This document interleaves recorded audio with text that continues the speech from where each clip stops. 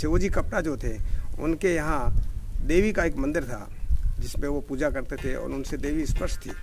तो देवी का एक वरदान ही समझो, गायों का उनके पास में घी दूध बहुत रहता था। तो जोधपुर दरबार यज्ञ करवा रहे थे तो उनको कुछ घी की जरूरत पड़ी। जो गोरी गाय का घी चाहिए, एक ही गाय का, गोरी गाय का। अब गोरी गाय का एक साथ में हजारों टन किलो मन इतना घी कहाँ से आए।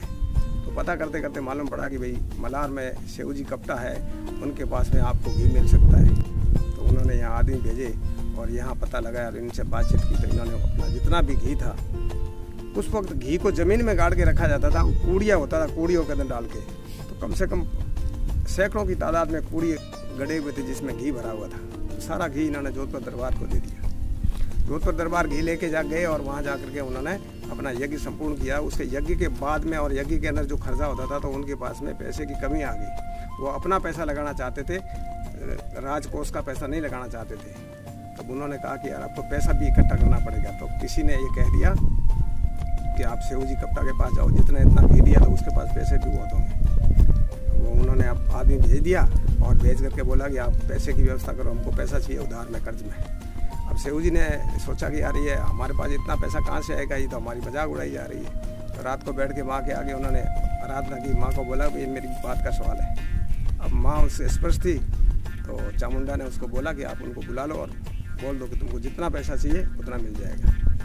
उन्होंने बोला कि दरबार को खुद को बुलाओ और आओ और पैसा जितना चाहिए उतना आप ले जाओ।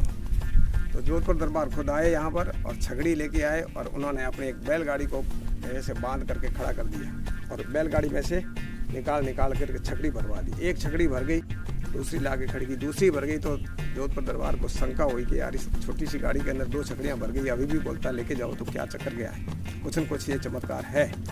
उन्होंने जाके जैसे ही पर्दा हटाया तो उसमें एक शेर बैठा था।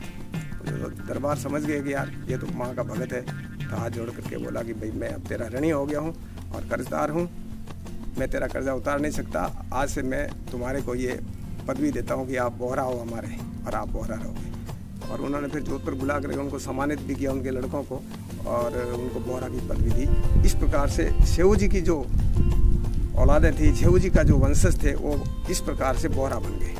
और ये इनके भाई थे जो अजानी बोहरा है, वो भी साथ में बोहरा बन गए। तो बोहरों की जो पदवी है वो तब से शुरू हुई है, उसके पहले ये कपटा जाति हमारे साथ पीछे लगा।